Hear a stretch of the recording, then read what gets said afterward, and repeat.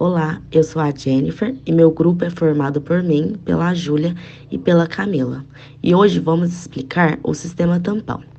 O corpo a todo momento está produzindo ácido, ou seja, produzindo prótons, no caso, hidrogênio. Na medida que a respiração celular vai liberando gás carbônico, ele vai se ligar com a água. E a água vai produzir gás carbônico e lá no final esse gás carbônico vai se dividir em bicarbonato, hidrogênio e prótons.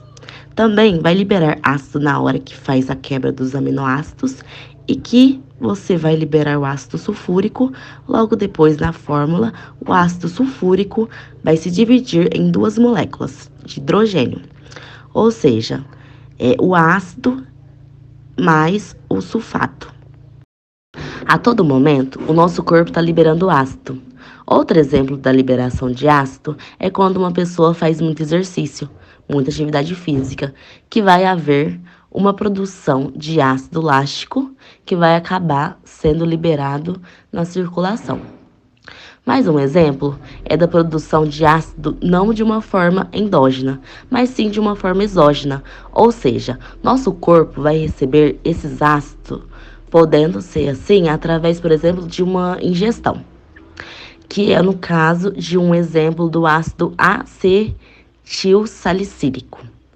Também pode acabar sendo metabolizados, mas os prótons, ou em caso, por exemplo, de um indivíduo ingerir metanol, no final da etapa, esse metanol vai se transformar em um ácido fórmico. Então, a todo momento, o corpo está sofrendo desafios que ele pode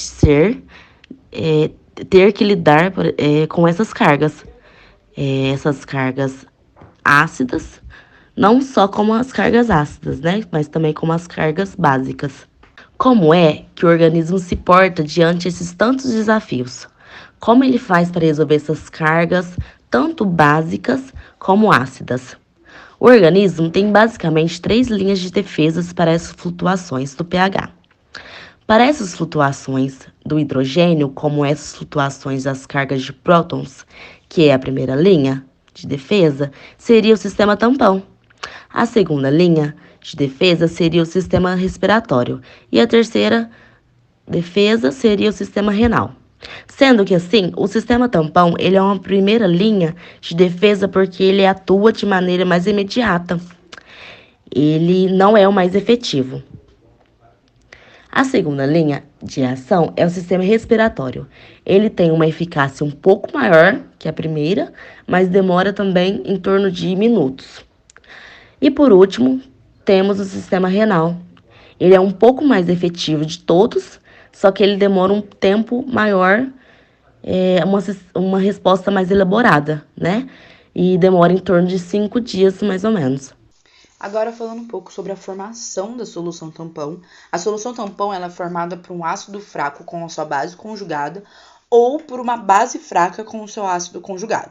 Para explicar melhor, vou falar de um tamponamento muito importante, que é o tampão que ocorre no sangue. No sangue, nós temos o ácido fraco, o ácido carbônico, que é o H2CO3. O ácido ele ioniza, formando H+, mais HCO3-. Já o bicarbonato de sódio vai sofrer uma dissociação, formando Na+, mais HCO3-. O que acontece quando você adiciona um ácido é que aumenta a concentração de H+, no meio, e isso traria uma diminuição no pH. Mas isso não ocorre na solução tampão, porque esse H+, ele vai ser consumido pelo HCO3. Com isso, não temos o aumento da concentração de hidrogênio e a diminuição do pH, mantendo assim o pH da solução. Já na adição de uma base, aumenta a concentração de hidroxila, e esse aumento traz o aumento do pH. Mas na solução tampão, essa hidroxila ela é consumida pelo íon H+, sendo assim a concentração não aumenta e o pH continua controlado. Por isso que o pH do sangue fica entre 7,35 a 7,45.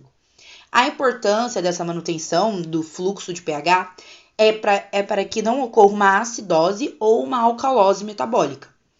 A acidose ela é uma diminuição do pH e ela pode ocorrer pelo aumento do dióxido de carbono, ou seja, pode vir por uma hipoventilação. Já a alcalose metabólica ela pode ocorrer pelo aumento do pH, que pode vir pela diminuição da concentração de dióxido de carbono por uma hiperventilação. Ambas as situações elas são muito complicadas para o nosso metabolismo e pode levar o sujeito até a morte. Vale lembrar que o nosso corpo depende do perfeito funcionamento do sistema enzimático. E as enzimas nada mais são do que proteínas especializadas. E essas proteínas são muito sensíveis a variações de temperatura e pH. Essas variações podem alterar a conformação nativa dessas enzimas. E nós sabemos que as enzimas, para desempenhar suas funções de maneira correta, elas necessitam manter uma estrutura tridimensional. Se essa forma for mantida, ela consegue desempenhar sua função. Se essa forma for alterada, ela perde a sua função. Logo, se não tem proteína funcional, não tem vida. E daí vem a grande importância do sistema tampão. Agora, para o nosso experimento, nós iremos precisar dos seguintes materiais: uma seringa, vinagre, álcool, heno e beterraba. A beterraba será o nosso indicador de pH. Para usar a beterraba como indicador de pH, é necessário cortar a beterraba em pedaços menores e assim deixá-las submersa no álcool por algumas horas. Mas por que nós utilizamos a beterraba como indicador de pH?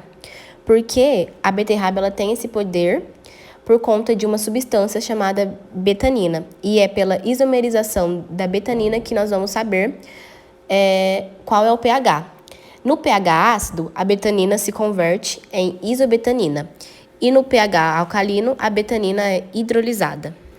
Então, dependendo do tipo de reação, vai ser gerado compostos diferentes que irão indicar a coloração no meio. Mas o que seria, então, essa solução tampão?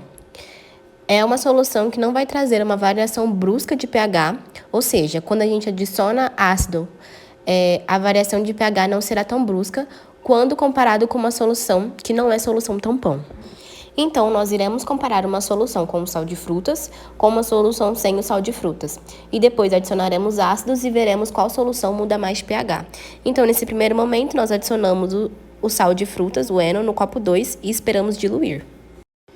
Agora, nós iremos colocar o indicador de pH nas duas soluções, tanto no copo 1 quanto no copo 2, a mesma medida, por volta de 15 gotas desse indicador de pH, e iremos observar como será essa alteração e qual vai ser a coloração.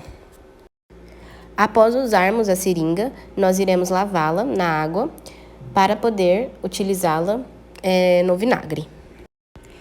Agora será adicionado o ácido, ou seja, o vinagre, nas duas soluções, tanto no copo 1 Nas duas quanto no copo 2. soluções Foi colocada a mesma quantidade de ácido. Podemos observar, então, que a coloração ficou mais escura no copo em que está sem o sal de frutas e ficou um vermelho mais claro na solução que contém o sal de frutas. Ou seja, se ela está mais escura, significa que ela está mais ácida, uma vez que o extrato de beterraba em contato com soluções ácidas deixa essa solução nesse vermelho mais escuro. Ou seja, se a solução que nós temos não é a solução que possui vermelho mais escuro, mostra que ela tem um pH mais baixo do que a solução com o heno.